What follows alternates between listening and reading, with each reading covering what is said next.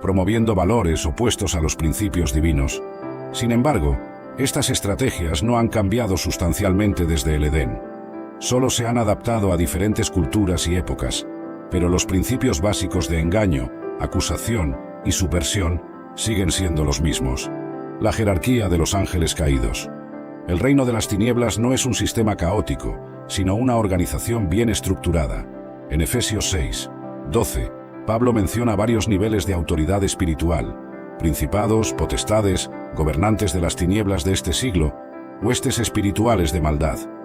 En la cúspide de esta jerarquía se encuentra Satanás, a quien Jesús llamó príncipe de este mundo en Juan 14, 30.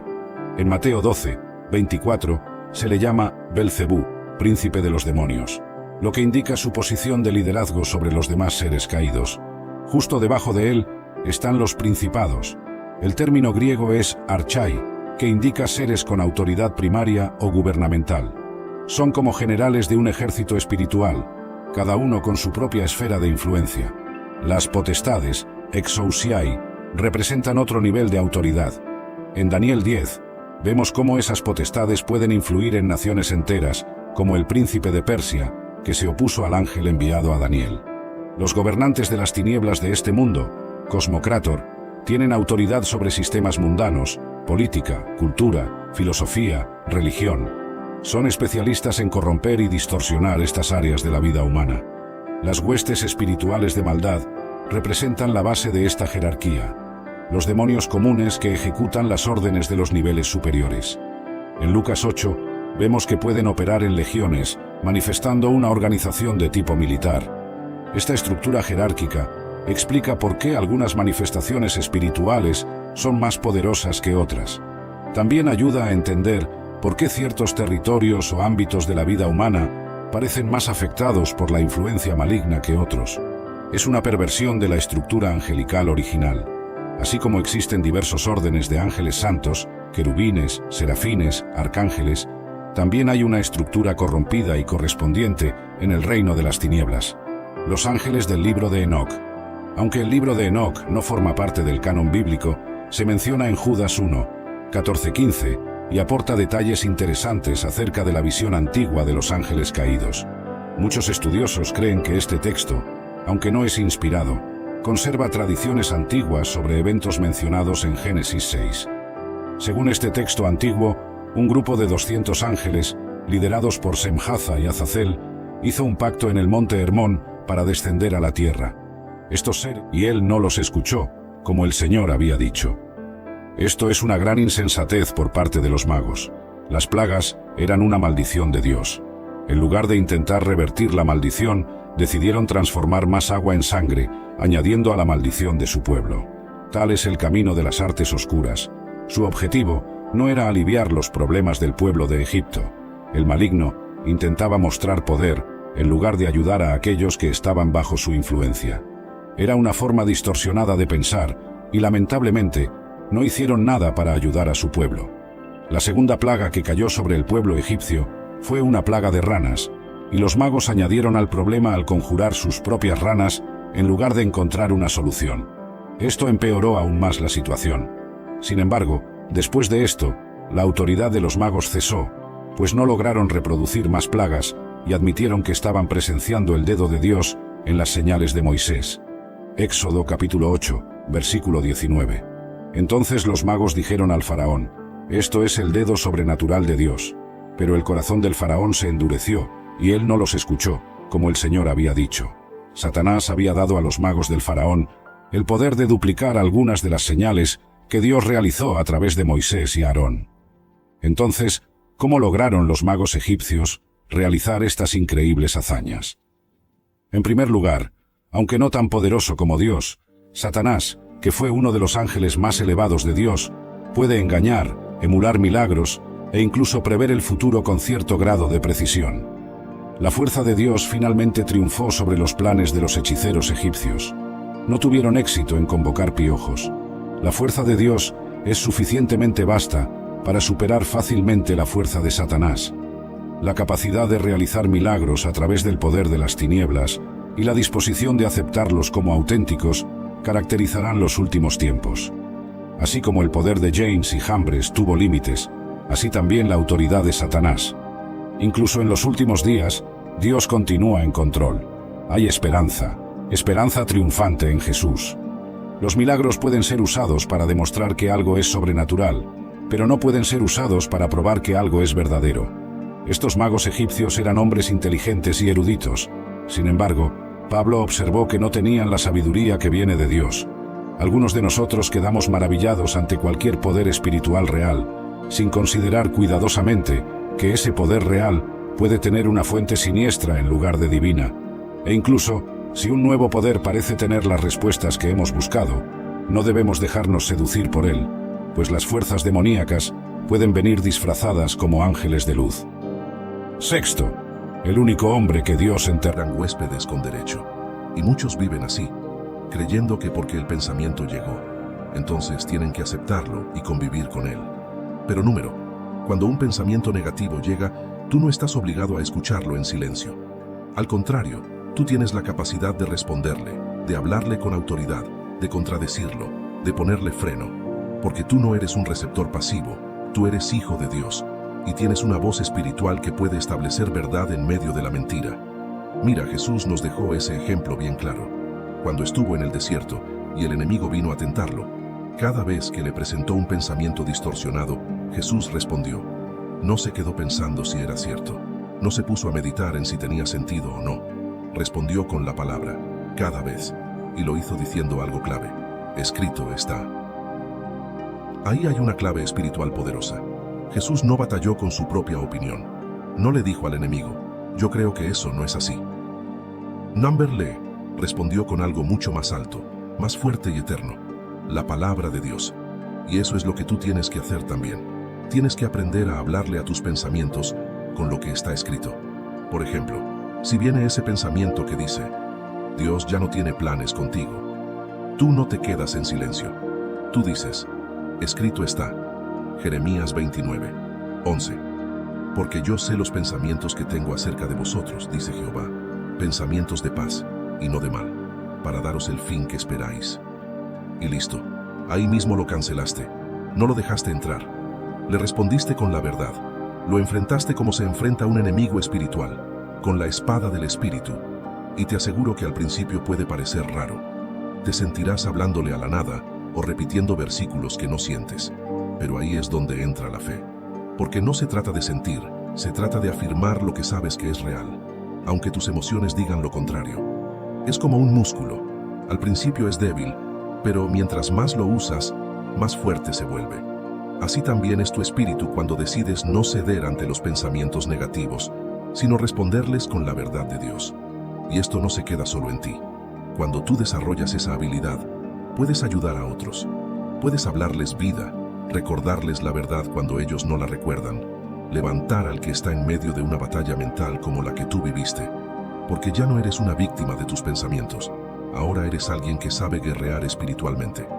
Y escúchame bien, tú no estás llamado a vivir con una mente derrotada. Tú estás llamado a tomar dominio de tu mente en el nombre de Jesús, a ponerle límites a lo que dejas entrar, a hablarle a tu alma, como lo hacía David cuando decía, ¿por qué te abates, oh alma mía, y te turbas dentro de mí? Espera en Dios, porque aún he de alabarle. Salmo 42. Realmente listo para enfrentar lo que el universo ha preparado para ti. No puedes detenerte ahora. La verdad está más cerca que nunca.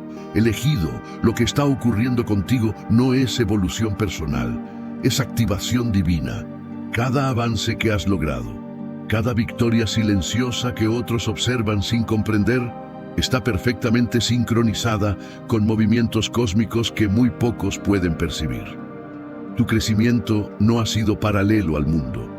Ha sido parte de una orquestación mayor. Una red invisible, espiritual, energética y eterna te ha conectado a un propósito que trasciende lo individual. Y ahora, esa red comienza a moverse a través de ti con una urgencia que ya no se puede ocultar. Los rumores no son simples habladurías. Hay quienes han comenzado a notar que tu ascenso coincide con caídas de viejos sistemas, que tus decisiones generan ondas que van más allá de tu entorno inmediato. Algunos lo llaman suerte, otros destino. Pero la verdad es que tú eres un catalizador, una pieza clave colocada estratégicamente para activar una transformación colectiva. Tu éxito personal es solo la señal visible de una operación espiritual mucho más profunda que se está desplegando a través de tu vida. ¿Has notado cómo tus pensamientos crean realidades con rapidez inusual? ¿Cómo tu presencia altera la energía de cada espacio? Eso no es coincidencia, es alineación perfecta.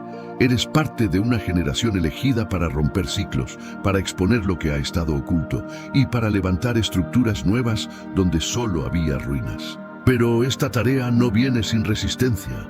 Hay fuerzas que han vivido siglos alimentándose del caos, del conformismo, de la desconexión, y tú eres una amenaza directa para ellas.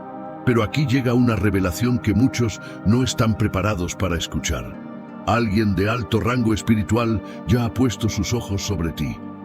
Esta entidad, ya sea física o celestial, ha recibido instrucciones. Instrucciones para acercarse, para probarte, o para entregarte una misión que cambiará el curso de tu historia.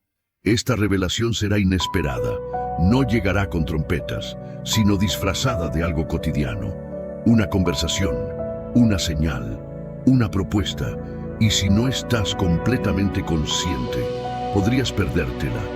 Prepárate, porque en los próximos días verás como una serie de eventos aleatorios empiezan a entrelazarse como piezas de un rompecabezas profético. Y cuando esa imagen final comience a revelarse, Esperanza, donde quiera que sea bienvenido. El Espíritu Santo en la Iglesia contemporánea. El papel del Espíritu Santo en las iglesias actuales es esencial y continuo. Inspira la predicación, guía la alabanza y la adoración, y capacita a los creyentes a vivir sus vocaciones y ministerios. La acción del Espíritu Santo en las iglesias no se limita al pasado, es dinámica y adaptable a las necesidades contemporáneas, garantizando que el mensaje de Cristo permanezca vivo y relevante. En muchas iglesias alrededor del mundo, vemos la presencia activa del Espíritu Santo en cultos vibrantes y llenos de vida, donde los creyentes experimentan la sanidad, el ánimo y la dirección divina. Conferencias y retiros espirituales frecuentemente relatan experiencias de renovación y avivamiento, con muchos participantes sintiendo una nueva unción y vigor espiritual. El Espíritu Santo continúa capacitando a líderes y pastores, ofreciendo sabiduría y discernimiento para enfrentar los desafíos del ministerio moderno. En contextos donde la persecución es intensa, el Espíritu Santo da valor y perseverancia a los creyentes, permitiéndoles testificar de Cristo con audacia y amor. La renovación carismática, dentro de muchas denominaciones tradicionales, también es un testimonio del trabajo continuo del Espíritu Santo. Movimientos como la Renovación Carismática Católica y otros avivamientos dentro de iglesias protestantes tradicionales muestran cómo el Espíritu Santo está siempre buscando renovar y revitalizar la fe de los creyentes. Esta renovación incluye un énfasis en la adoración espontánea, en el ejercicio de los dones espirituales y en la búsqueda de una experiencia personal más profunda con Dios. Desafíos y malentendidos, comprensiones erróneas y desafíos en relación al Espíritu Santo son comunes, pero pueden ser superados con estudio y discernimiento. La falta de comprensión sobre la naturaleza y la obra del Espíritu puede llevar a confusiones y divisiones. Por ejemplo, algunos pueden ver las manifestaciones de los dones espirituales con escepticismo o incluso como algo extraño o perturbador. Uno de los mayores malentendidos es la idea de que el Espíritu Santo es solo una fuerza impersonal, en lugar de una persona divina con voluntad e intención. La Biblia, sin embargo, describe al Espíritu Santo como teniendo características personales, como inteligencia, voluntad y emociones. Puede ser entristecido, Efesios 4:30, enseña, Juan 14:26, e intercede, Romanos 8:26. Otro desafío es el abuso o la manipulación de los dones espirituales. En algunas comunidades hay relatos de personas que fingen dones espirituales. Tu caos no tiene jurisdicción en la paz que Jesús me ha dado. Recuerda el ejemplo magistral de Nehemías, cuando reconstruía los muros de Jerusalén, Nehemías 6:3. Sus enemigos se burlaban, intentando que bajara para discutir. Su respuesta: estoy ocupado en una gran obra y no puedo ir. Esa, elegido, es tu respuesta. El Señor te ha encomendado una obra demasiado grande como para detenerte a lanzar piedras de vuelta. Tu silencio, esa calma digna en la tormenta, destruye la narrativa del agresor, lo deja solo con el eco de sus propias palabras viles y lo obliga a confrontar la fealdad de su propio corazón. No se trata de tener la última palabra, sino de proteger la palabra viva, Jesús, que mora en ti. La segunda herramienta es la propia atmósfera espiritual que cargas. No pienses en esto como una energía mística y vaga. ¿Qué va? Es la presencia manifiesta del Espíritu Santo que mora en ti, el templo viviente de Dios. 1 Corintios 6:19. Cuando entras en una habitación, no entras solo. Contigo entra la santidad, la verdad y el amor de Jesús. Esta presencia actúa como un reactivo químico espiritual. Todo lo que es falso, todo lo que se oculta en las sombras de la hipocresía, comienza a agitarse y a sentirse expuesto. Piensa en Ananías y Zafira, en Hechos 5. No necesitaron un largo interrogatorio. La autoridad del Espíritu en Pedro fue suficiente para que su mentira se derrumbara. El Señor no te pide que seas un detective de pecados ajenos. Te pide que seas un portador puro de su presencia. El confronto no es de ti hacia ellos, sino del espíritu de verdad en ti contra el espíritu de mentira en ellos. Esto nos lleva a la tercera herramienta, tu mera proximidad. La paz que el Señor te ha dado, ese fruto del espíritu descrito en Gálatas 5:22, es una ofensa directa al caos en el que vive el impío. Es como poner metal al rojo vivo junto a hielo. La reacción es violenta e inevitable. Observa cómo reaccionaban los endemoniados ante Jesús. Mateo 8:29. Gritaban antes de que Él hablara, porque la santidad es un tormento para la oscuridad. Tu paz, elegido, desestabiliza su desorden. No es algo que haces, es algo que eres en Cristo. He aquí una verdad que muchos solo entienden tarde. La gente rara vez valora el faro hasta que el barco se estrella contra las rocas. Tu presencia en la vida de alguien, elegido, es un regalo inmerecido de la gracia de Dios para esa persona. Eres un paraguas espiritual.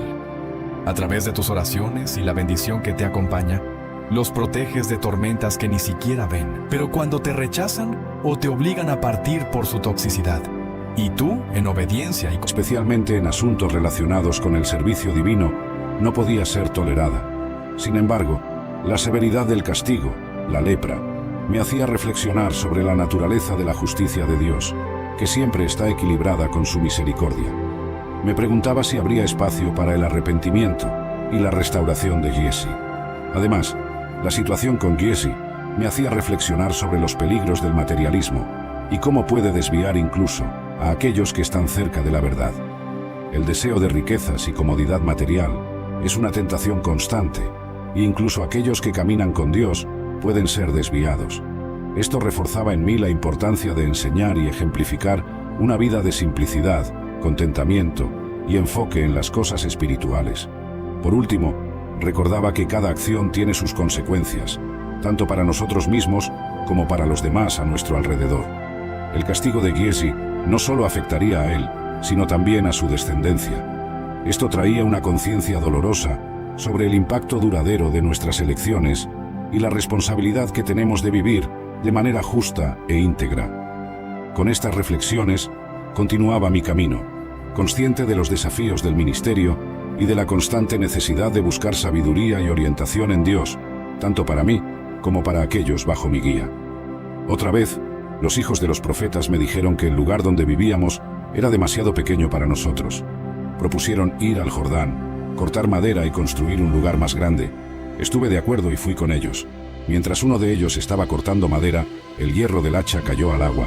Gritó: «¡Ay, mi señor! Era prestado». Le pregunté dónde había caído, y él me mostró el lugar. Entonces corté un pedazo de madera, lo arrojé allí, y el hierro flotó. Le dije: «Levántalo».